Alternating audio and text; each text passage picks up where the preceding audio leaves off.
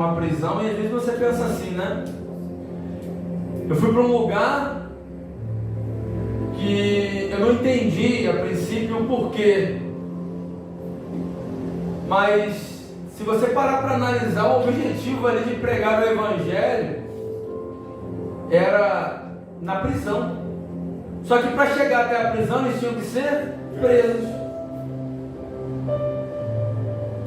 E o que era para ser pregado e para quem tinha que ser pregado só iria acontecer se eles fossem presos. Então às vezes a gente olha para algumas situações e pensa assim: que coisa ruim está acontecendo, que coisa que eu não mereço estar acontecendo, mas a gente não vê o propósito maior disso tudo.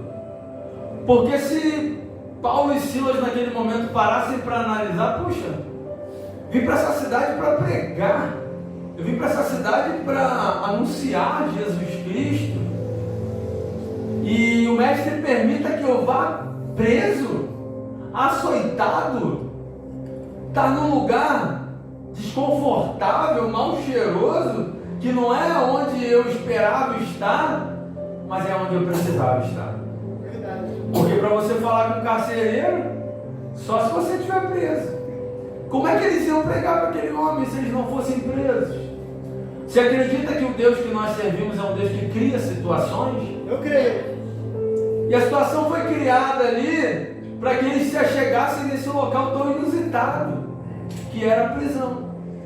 Então o que eu digo para vocês é que, seja você sendo batizado e ir para o deserto para ser tentado, seja você saindo do Egito e indo para o deserto para estar 40 anos naquele momento ali, seja você indo até mesmo ficar 70 anos preso em Babilônia, seja você ir para lugares inusitados, em lugares que você nem imagina, nem queria estar, mas entenda que tem lugares que você precisa estar, tem lugares em que você vai precisar pregar, tem lugares em que eu não vou conseguir chegar, e tem lugares onde Deus vai realmente criar a situação para que você esteja. Então entenda que tudo aquilo que tem acontecido tem um propósito maior, e tem momentos que nós, por sermos tão religiosos, não entendemos isso. Mas hoje eu vou falar um pouquinho sobre religiosidade. Vamos lá para o livro de Tiago, no seu capítulo de número 1. Tiago, capítulo 1, versos 26 e 27.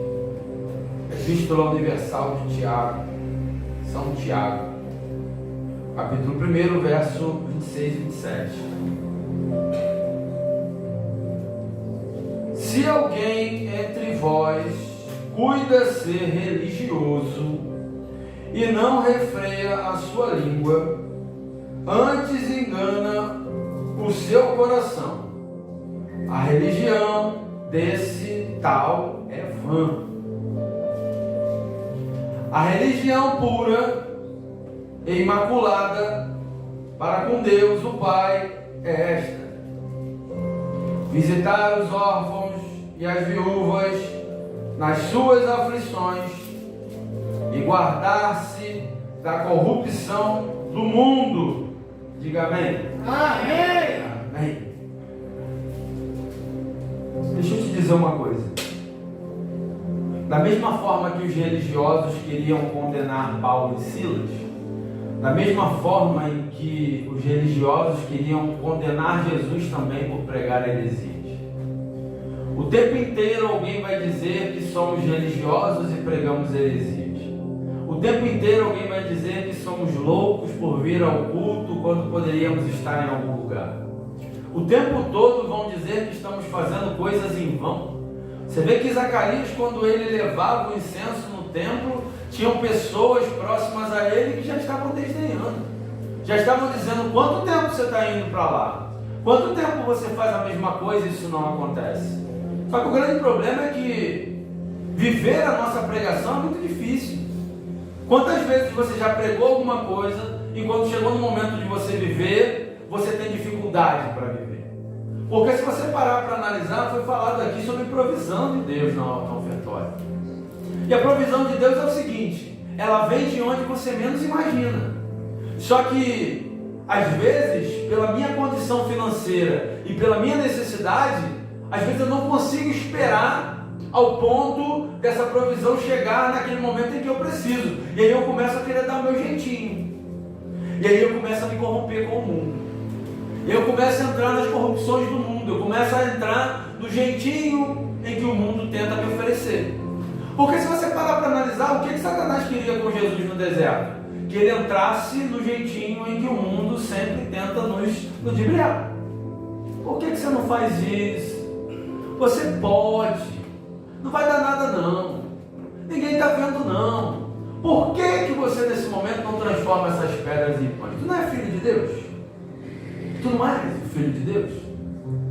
Tu não tem poder para isso? Transforma. Você não está com fome? Eu cheguei aqui porque você está com fome.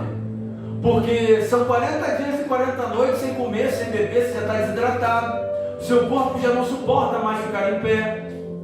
Você já está nesse momento aí sem forças físicas para ficar em pé. Então eu ouvi que você está com fome. Eu cheguei. E cheguei para te dizer que você pode transformar essas pedras em pães. Sabe, mas aí o legado que Jesus deixa é que nem só de pão viverá o homem, mas de toda a palavra que vem da boca de Deus. Aleluia. E o tempo inteiro, da mesma forma como Paulo e Silas, eles não poderiam muito bem dentro daquela prisão começar a murmurar e reclamar: puxa, eu vim para cá para pregar em nome de Jesus Cristo, o Nazareno. Eu vim para esse lugar no nome do Rei da Glória. Eu vim para esse lugar pregar em nome daquele que é mais poderoso do que todos, aquele em que manda e desmanda, que abre porta, fecha porta, aquele que tem a chave. Eles não poderiam naquele momento até mesmo desistir do seu chamado? Sim. Mas eles preferem naquele momento deixar a religiosidade de lado e começar a fazer prevalecer a santidade. Porque quando a gente coloca a religiosidade em primeiro lugar, a gente acaba se ligando muito com as coisas da terra. Mas quando a gente coloca a santidade em primeiro lugar, a gente se liga no céu. A gente se liga com as coisas sobrenaturais. Porque para analisar, se aqueles dois homens ali não tinham tudo para reclamar naquele momento, para murmurar, por menos você reclama. Louvor da irmã aqui foi o quê? Está na hora de você parar de reclamar e me adorar. Aleluia. Porque as reclamações, às vezes, elas vêm até mesmo sem você perceber. Até mesmo sem você perceber, você às vezes murmura. Você vê que o povo, quando estava no deserto, o pedido deles já era uma murmuração. O pedido deles já era uma cobrança ao ponto de agredir, ameaçar a Moisés naquele momento. Queriam comida e reclamavam que aonde eles estavam tinha, e aonde eles estão não tem. Mas por que Deus me tirou de lá de onde eu estava? Será que eu tenho que hoje pensar só naquilo que eu vou comer? Jesus deixou um legado em que nem só de pão viveria o homem. Você precisa de comida, mas nem só disso. E aí a gente teima em reclamar e dizer: quando eu era daquele lugar, quando eu fazia aquela certa coisa, não faltava. Eu tinha. E hoje que eu estou aqui, falta. Só que falta as questões talvez naturais, mas e as espirituais? E a santidade? Porque existe a diferença entre você buscar aquilo que é da terra e buscar aquilo que é do céu. Esaú e Jacó, por exemplo, você olha para Esaú, que não sabia o que era aquilo que vinha do céu, aquilo que era santidade, aquilo que era sobrenatural. Ele tanto não entendia. Ele sabia o que era natural, mas o que era sobrenatural, o que era santidade, ele não tinha ideia. Porque se ele tivesse, ele não tinha trocado.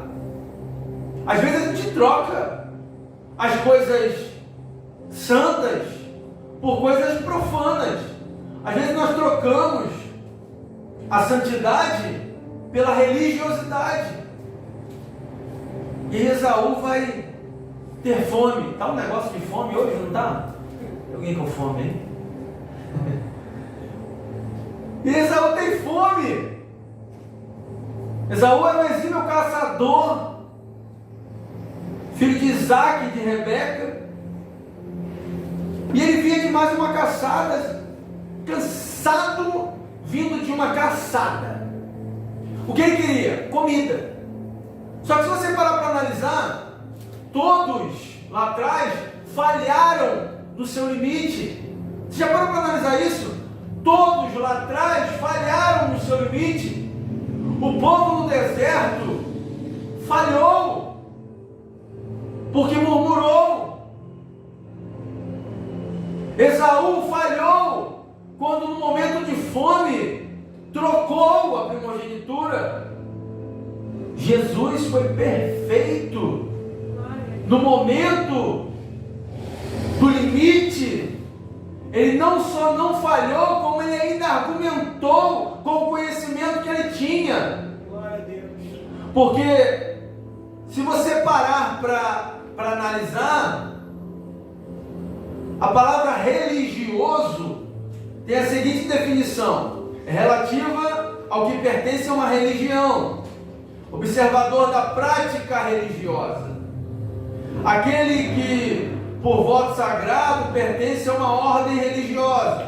Os fariseus, os escribas, os saduceus, que eram povos que eram um pessoal que perseguia a Jesus. Já o termo religião deriva-se do latim religare, que vem a ser religar. Então a religião tem a ver com religar, tornar a ligar, unir, atar, ligar de novo, ligar bem. Então o religioso, ele se apega e observa aquilo em que ele vê como material, como físico. É o observador das práticas apenas. Mas o que Tiago fala sobre a verdadeira religião é que é aquela que une. Porque o religioso, ele afasta, ele repele. Mas a religião que Tiago fala, a verdadeira religião, é aquela que une, é aquela que atrai pessoas, é aquela que traz para perto, que traz para junto. Se você parar para analisar, no momento em que um homem descia de Jerusalém para Jericó, e nessa via onde ele passava, tinha muitos ladrões e salteadores.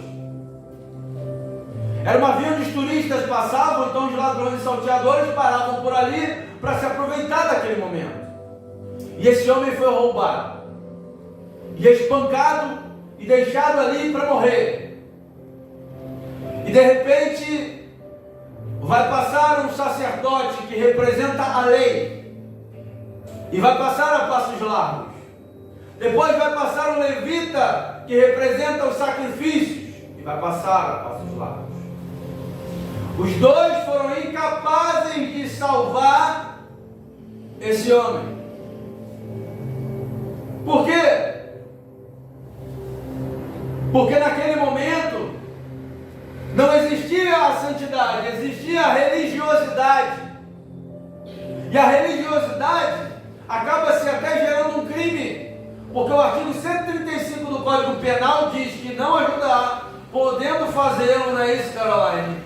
O artigo 135 do Código Penal diz que não ajudar, podendo fazê-lo, é crime. Ajudar, auxiliar, não é facultativo, é obrigatório.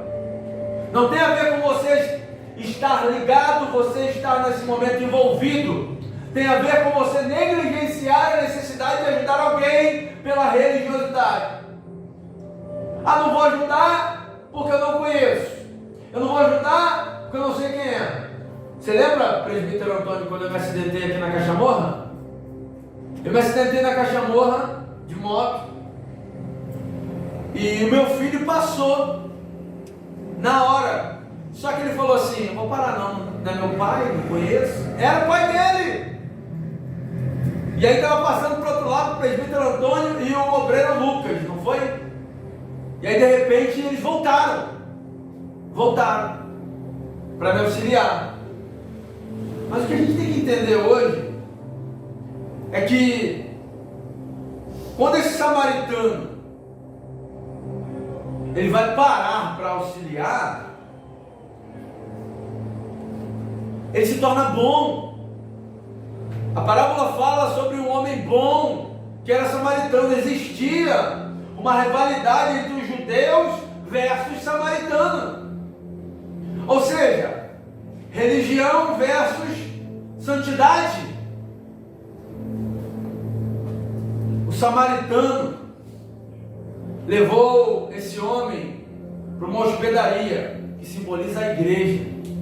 Sabe o que acontece? Para a sociedade, bandido bom é bandido morto, mas para nós, bandido bom é bandido dentro da igreja. É aquele que vem para cá, para o lugar certo, para pessoas erradas. Aqui é um lugar certo para pessoas erradas. E quando a gente entende isso, a gente não julga. Porque quando eu começo a julgar, deixo de observar a lei, eu me torno um juiz. E na verdade, eu não tenho esse poder, porque eu não posso nesse momento julgar, porque com a mesma medida que eu julgar, eu serei julgado. E aí nesse momento, ele vai levar para a hospedaria, para a igreja, vai pagar, e ainda vai dizer que se faltar alguma coisa, ele volta e paga se tiver mais algum gasto, algum custo. Sabe? Quando a gente olha para uma situação como essa, que pessoas que poderiam ter auxiliado, não auxiliaram pela religiosidade, e um outro que a sociedade acha que nunca iria auxiliar, que nunca iria ajudar, mas gasta o seu vinho, gasta o seu azeite, nós começamos a entender a necessidade de mudarmos alguns conceitos. Porque eu já vou dar o tema, que eu já estou até terminando. O tema dessa mensagem hoje é religiosidade versus espiritualidade. Religiosidade versus espiritualidade. Cristo precisa ser a ponte. Cristo precisa ser a ligação entre o homem perdido e o Deus eterno. Cristo precisa ser essa ponte, essa ligação entre aquele homem que está perdido e Deus. Mas eu preciso ser esse transmissor da palavra. Eu preciso ter coragem de me achegar e transmitir essa mensagem. Eu preciso transmitir essa mensagem sem ficar olhando para quem é, para quem merece, para quem não merece. Quem foi que falou para você que você merece? Quem disse para você que é por merecimento? É pela graça. Aleluia. É por amor. Hoje, nós às vezes nos autocondenamos ao invés de nos autoexaminarmos. E se você parar para analisar o tempo inteiro o que Deus vai falar no momento até mesmo de entregar o seu Filho, João 3,16, porque Deus amou o mundo. Deus amou o mundo com suas imperfeições, com seus pecados, com as suas adversidades, com seus problemas, porque Deus amou o mundo, e de tal maneira muito grande, que entregou o único, o Filho unigênito, o único Filho, entregou, para todo aquele que nele crê não pereça. É para que a gente não pereça, para que não venhamos a morrer. Jesus morreu por nós.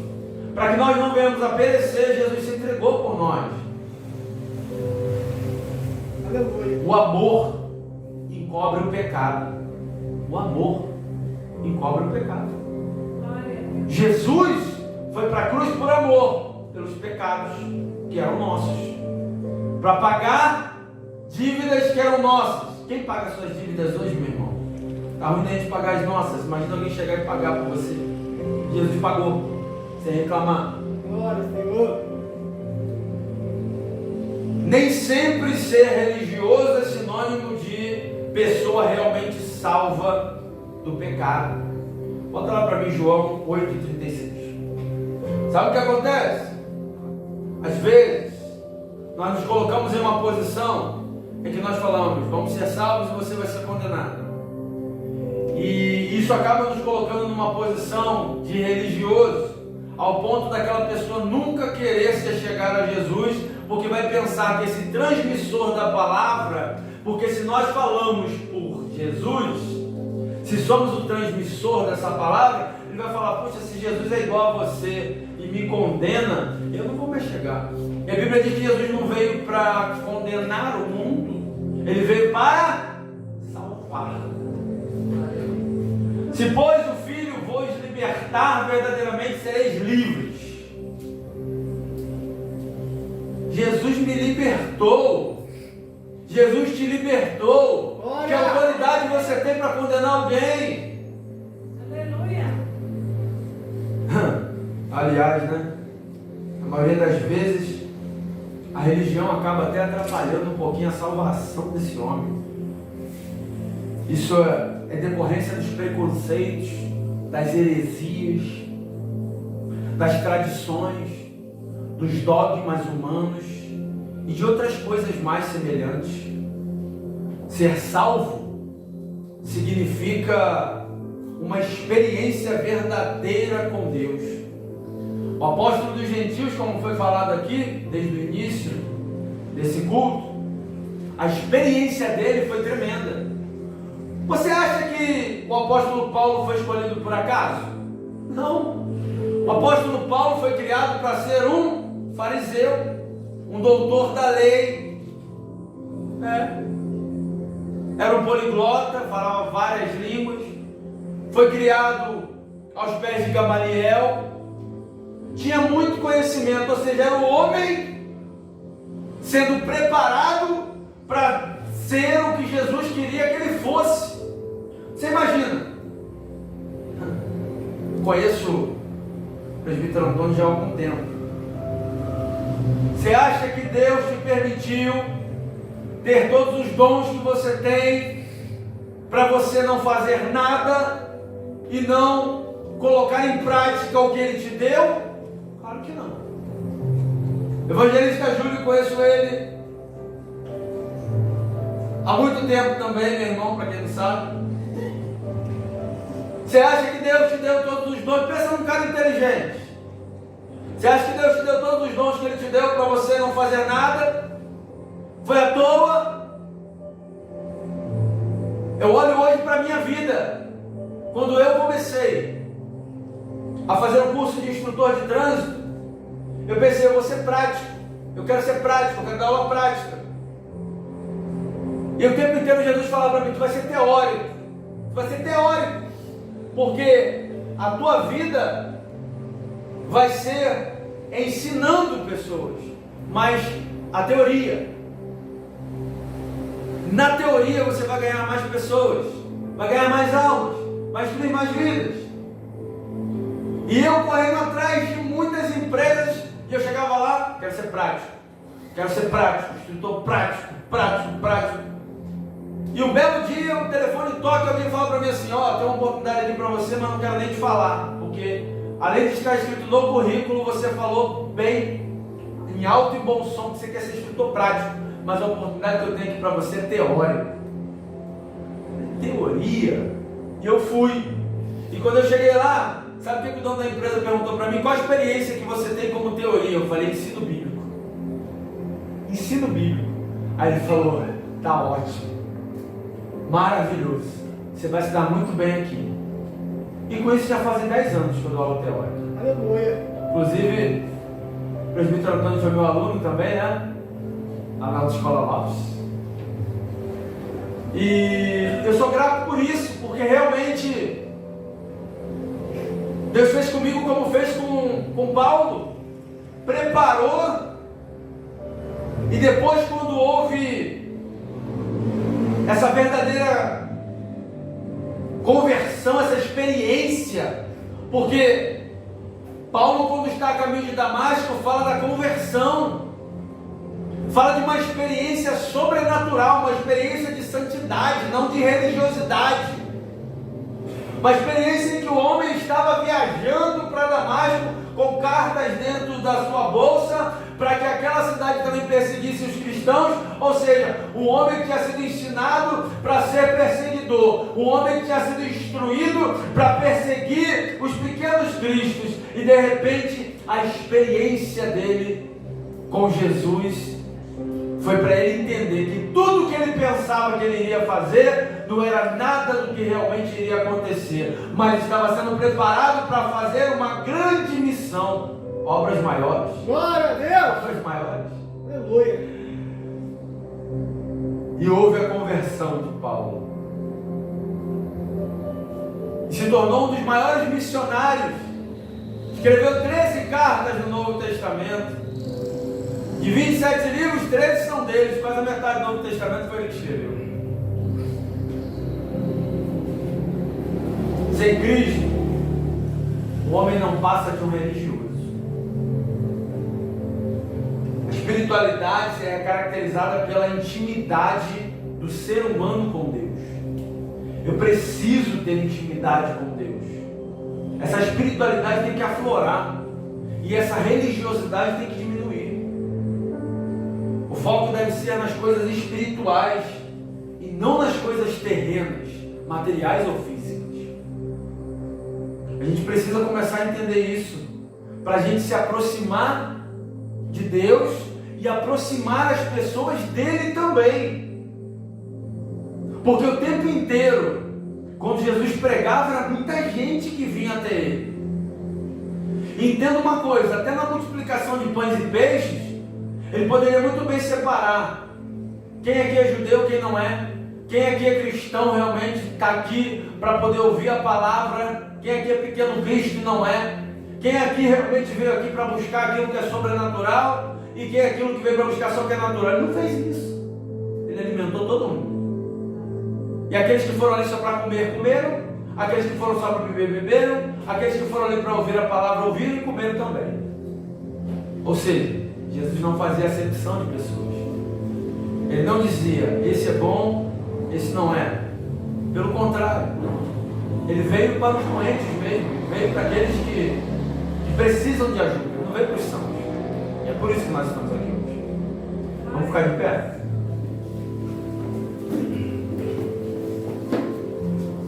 Se a verdadeira religião pura e imaculada com Deus é visitar os órfãos e as viúvas nas suas aflições e guardar-se da corrupção do mundo, quando você não faz isso, você não está vivendo a verdadeira religião, que é unir.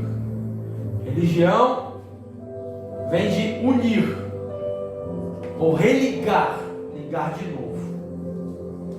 Que hoje você possa entender que o que Tiago, esse homem que foi conhecido como joelho de camelo, camarada orava 10 horas por dia.